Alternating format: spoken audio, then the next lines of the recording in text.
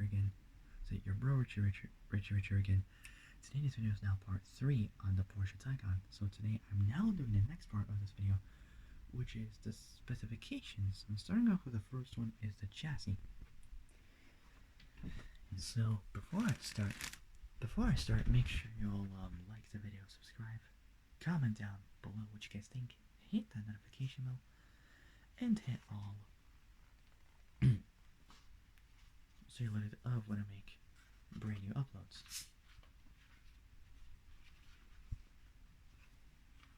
Just gonna get a drink before I start.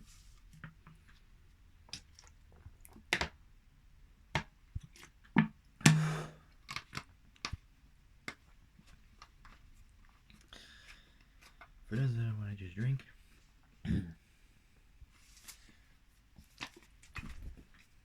I drank this.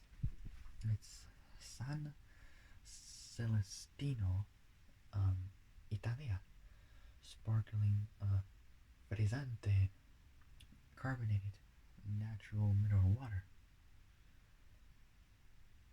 It's basically, in other words, natural mineral water with added carbon dioxide, which is odd. I drink this all the time almost, and I never knew that it had carbon dioxide into it, like, because that's what we breathe usually from time to time. We just like spread out carbon dioxide, which I don't know if it's a good thing or a bad thing, but I mean, for the environment, it's a bit of a problem. I would think, but we're trying to save the planet with all this electric stuff, and very soon we're also going to have hydrogen as well. And I swear that's said to be like more cleaner and more environmentally friendly than electric power plants. I'm not too sure, but yeah, I don't understand like how all this stuff works. It's just quite confusing and all that kind of stuff, but we'll never know. I mean, what did I say? I mean, we might find out sometime how this will work, but I'm not too sure. Anyways, so yeah, without any further ado, let's begin. So the next part. So we're on specifications. Starting off with the first one is chassis. Here we go. So the Taycan's bodies mainly both steel and aluminum. So steel and aluminum joined by different bonding techniques. The bodies, B-pillars, side roof frame, and seats cross member are made from hot formed steel, while the bulkhead cross member is made from boron steel to improve boron steel. So boron, so BORON steel to improve safety. The shock absorber mounts. The shock absorber mounts.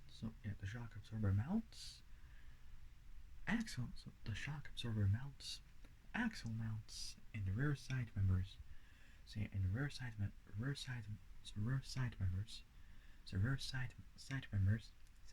members are forged aluminum, and all body panels, apart from both the front and rear bumper, so front and rear bumpers are also made from aluminum to reduce weight. 37% of the cars. So 37% of the car is made of aluminum. So 37% of it is made. So if 37% is made from aluminum, what's the other remaining 63% made out of stainless steel? I think, I'm not too sure. So anyways, 37% of the car is made of aluminum. Nearly 40% of it was made of aluminum. If you add an extra 3% into it. Next up is powertrain. The Taycan uses a new battery electric all-wheel drive drivetrain with a permanent magnet synchronous motor on each axle. At the front, power sent to the wheels through a single-speed gearbox. Through a single-speed gearbox with an 8.05 to 1 gear ratio, and at the rear through a two-speed gearbox and an LSD and a loaded slip LSD differential. The gearbox has a short as a short planetary. So short planet, a short planet, so short planetary gear. So short planetary first gear with a ratio of 16:1, providing maximum acceleration. So it's both that and a long ratio second gear with an 8.05:1 gear ratio, delivering both top speed and efficiency. Power's Power came from a 93 kilowatt hour. So 93 kilowatt hour, 630 kilo, 1,389 pound lithium-ion battery pack that doubles as a structural chassis component and keeps the center of gravity and keeps a low center of gravity. So it keeps the center of gravity low. To increase rear seat legroom in the back, recesses called foot garages. So foot garages, kind of an odd name to call it that, but I mean, compartments, yes, garages, I don't know. Anyways, have been incorporated into the battery pack. The 723-volt pack. Well, it's 610 volts if it's empty, but a whopping 835 volts if it's full. Has 33 modules, so 33 modules with 12 LG Chem pouch cells. So 12 LG Chem pouch cells each for 396, almost 400 cells in total. This battery is branded PB Plus, so or Performance Battery Plus. Porsche also offers a battery with a smaller capacity of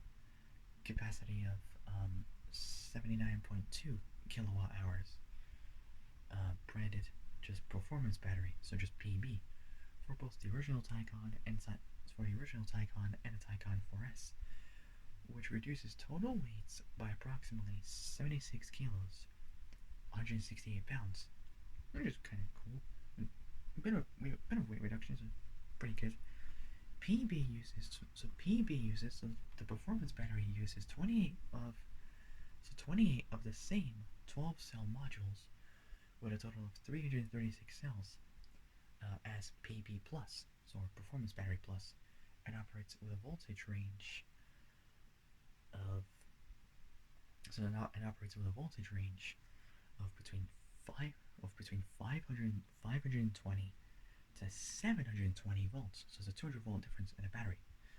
At launch, the highest output powertrains for both the Turbo and the Turbo S were available, distinguished by the larger inverter on the Turbo S. Later, the 4S powertrain was made available. Output was reduced by switching to a less powerful rear motor, but the front motor was the same on all three. So that includes all three. So that includes the 4S Turbo and the Turbo S. So 4S Turbo and Turbo S. A base model which drops the front motor, so which both dropped the front motor and was fitted with the smaller with a smaller 79.2 kilowatt hour, so 79.2 kilowatt hour performance battery, so PB, was introduced in early 2021. When we were still wearing masks and all that kind of stuff. When the Cross Turismo body was introduced, when the Cross Turismo body was introduced in March 2021. So that was around like over 3 years ago. 3 or 4 years ago, something around there. So when the Cross Turismo body was introduced in March 2021, the base model was designated for designated 4, both which used both the larger battery and two motor all which used both the larger battery and a two motor or dual motor all-wheel drive system, but the outputs comparable to the rear, but with outputs comparable to the rear motor to the rear motor Taycan. So rear motor Taycan, as an option, the standard Taycan was fitted with a larger 93 kilowatt hour performance battery plus in late 2021. So in late 2021, that was when we were never wearing masks at all. So in late 2021, and a single motor variant of the 4 Cross Turismo powertrain, the GTS powertrain was announced alongside the Sport Turismo body in November 2021.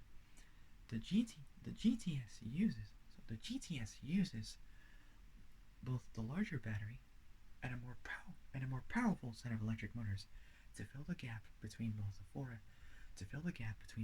4S and the turbo. The 4S Sport Turismo is fitted with a smaller battery as standard, but the larger battery is an option.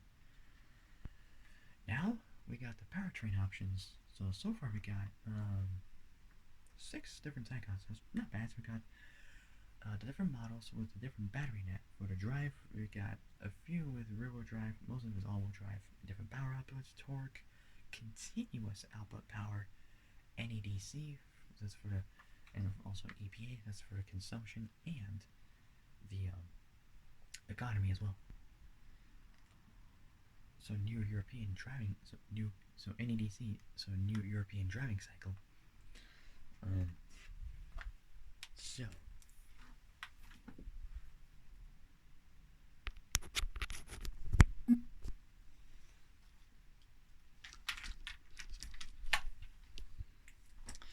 let's do it.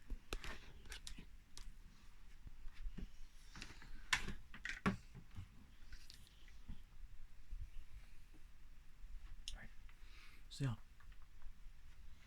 for powertrain options, this is from 2020 to 2024, which was last year actually.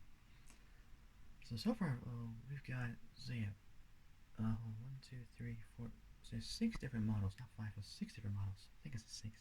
I don't know. Anyways, so we got all the way up from the standard to the most powerful. So that's right, most powerful version of the Taycan. So we're gonna start off with the standard Taycan.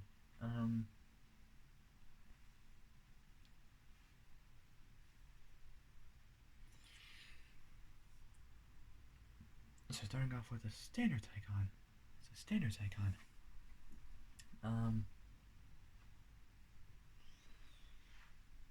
So the battery it has. So for the Taycan, standard one, it has a 79.2. So 79.2 kilowatt hour battery pack. Rear-wheel drive, 402 horsepower with 345 newton meters, 254 pound-feet of torque. With continuous output power, it goes up to 300. It has 322, so 322 horsepower. And for the new European driving cycle, it has 28 kilowatt hour battery pack for 100 kilometers, 75 miles per gallon for electric wise. With the EPA data, it goes between 79 to 88 miles per gallon of electric range. So that is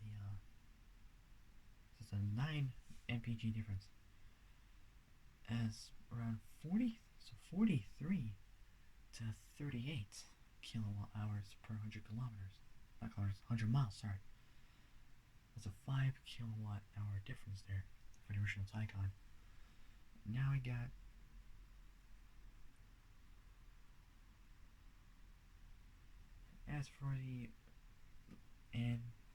for the original Taycan, it goes up to 93, so 93.4 kilowatt hours.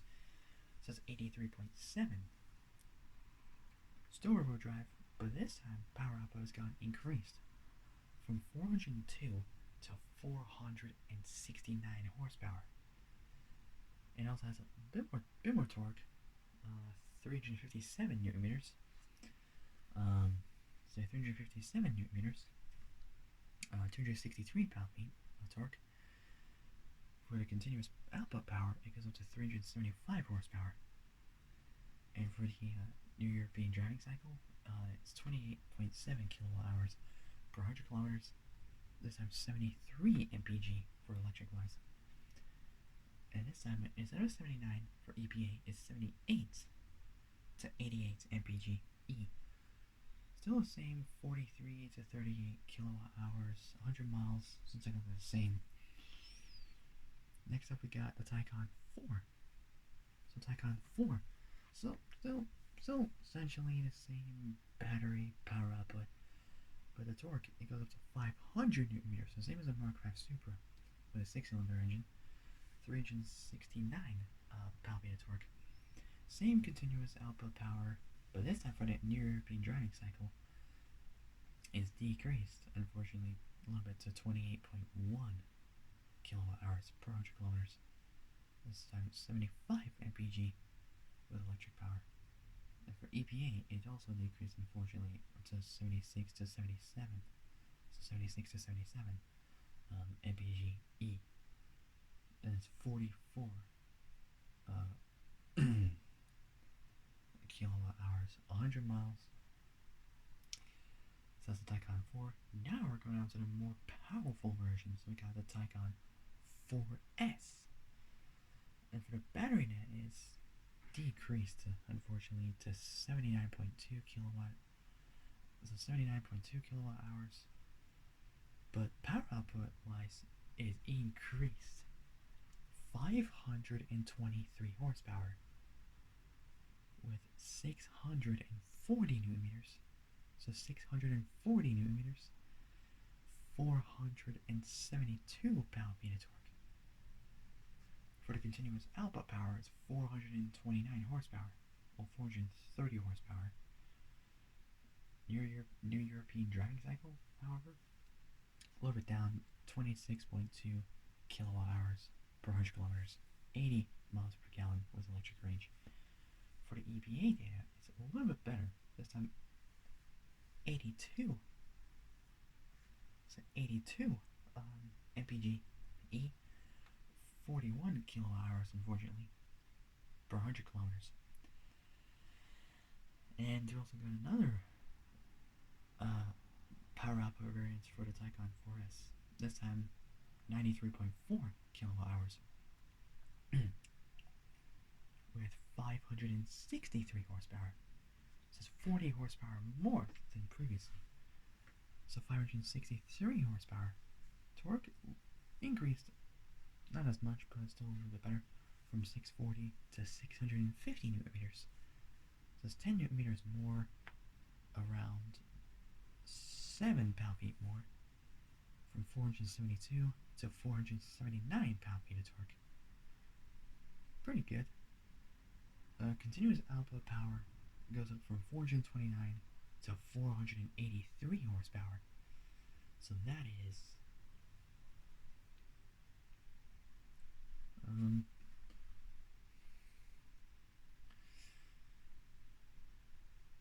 so 54 horsepower more than previously. For the New European driving cycle, is a little bit better, between 27 to 28.1 kilowatt hours per 100 kilometers, between 78 to 75 miles per gallon with electric range. It says NEDC. Your sort of EPA data, so Environmental Protection Agency data, is between 79 to 81 mpg E, 43 to 42 kilowatt hours per 100 miles, not kilometers, 100 miles. Next up, we got a more powerful version of the Taycan. We got the GTS version. So essentially the same battery net as the original 4S. So both the 4S and the GTS have the same battery net. But unlike the 4S, the GTS has more power, up from 563 to a monstrous, to a mega 590 horsepower. So that is a 27 horsepower increase there. It's a 590 horsepower, and it's a 590 horsepower with a colossal 850 newton meters, 627 pound-feet of torque. So an extra, it's an extra 200 newton meters more than previously. It's 148 pound-feet more than previously. If the math is correct. So 850 newton meters, 627 pound-feet of torque. Continuous output power is 510 horsepower. NEDC, so that's between 25.9 to 26 kilowatt hours per 100 kilometers. 81 mpg for electric. That's NEDC. EPA, that's 80 to 83 mpg. E, 42 to 41 kilowatt hours per 100 miles. Now we got a more powerful version, the Taycan Turbo, which essentially has the same exact battery net, but this time power is increased from 590 to 600, so 671 horsepower. So that's 81 horsepower more than previously. Still the same torque. And this time continuous output power is up to from 510 to 617 horsepower. That's 107 horsepower more than previously with the GTS. However, the NEDC, so the new European driving cycle, is a little bit better for kilowatt, but MPGE not as such. So for the kilowatt hours between 28 to 28.7 kilowatt hours, so it's 0.7 difference. Per 100 kilometers, that's 75 to 73 mpg E. So it's a 2 mpg, so 2 mile per gallon decrease. So that's for NEDC, New European Driving Cycle. Now we've got EPA data, so that's between 80 to 81 mpg E, so 1 mpg E difference. So it's 42 kilowatt hours per 100 kilometers, not kilometers, 100 miles. 42 kilometers, 42 kilowatts. So 42 kilowatt hour per 100 miles. There we go. And the last one, last but certainly not the very least, we got the most powerful version of this car, the Turbo S. It's the S version of the Taycan Turbo, and that's the one I'll go with. The Taycan Turbo S. Still the same battery net, all-wheel drive still, but this time power is increased from 671 to a colossal 751 horsepower. So that is a 80 horsepower increase. So 751 horsepower, a colossal 1050 newton meters, so 200 newton meters of torque more than previously. So 1050 newton meters. 1050 newton meters. 774 pound-feet of torque. So that is an extra. So in newton meters that's 200. In pound-feet that's an extra 147 pound-feet of torque more than previously. For the continuous output power, it's literally increased 617 horsepower still. NEDC, so the New European Driving Cycle, that is between 28.5, so 28.5 to 29, so from 28.5 to 29 to 29.4 kilowatt hours. So kilowatt hours is almost 1 kilowatt hour difference, well 0.9 kilowatt hours difference there per 100 kilometers, decrease from 73 to between 73 to 71 mpge. So it's a 2 mpge difference. So that's for the NEDC. For the EPA, so for the Environmental Protection Agency, that's between 74 to 76 mpge. So it's a 2 mpge difference. 46 to 44 kilowatt hours. So it's 46 to 44 kilowatt hours. So it's a 2 kilowatt hour difference per 100 miles. A mid-cycle, moving on to the next part. So, a mid-cycle refresh. A mid-cycle refresh was unveiled in February 2024. So that was last year. So February 2024, for the 2025 model year, which is this year, Porsche introduced an improved battery chemistry, increasing both power density and overall capacity to 89 kilowatt hours PB and 105 kilowatt hours PB plus. So that is a 16 kilowatt hour difference between the original PB and PB plus. In addition, the rear traction motor from the Macan BEV was fitted, which is more powerful, more efficient, and weighs less than the prior unit. So more powerful, more efficient, and weighs less, so it's lighter than the prior unit. The maximum regenerative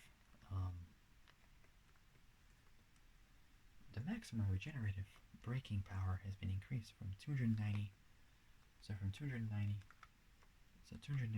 400 kilowatts.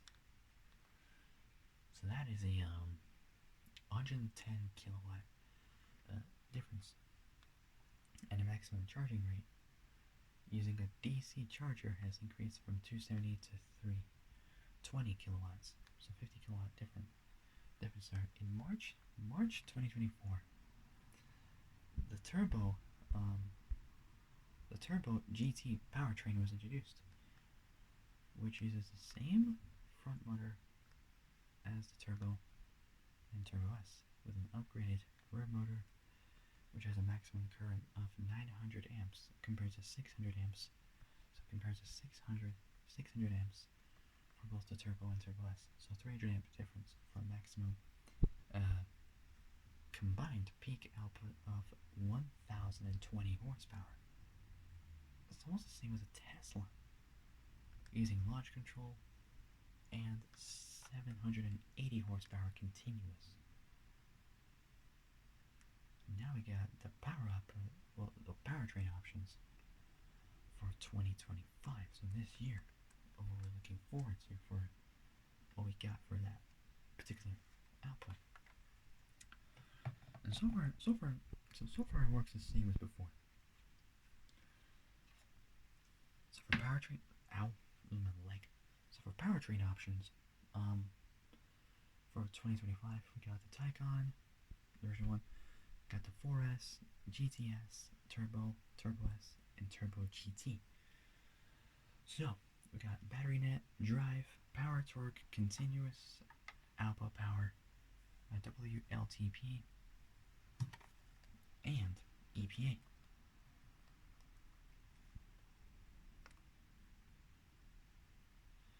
Oh man, I forgot what WLTP stands for now.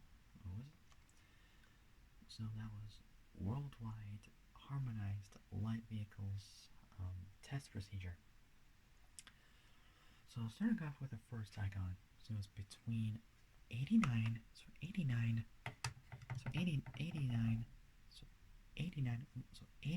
almost 90 to 105 kilowatt hours. Rear-wheel drive between 402 to 429. So from between 402 to 400.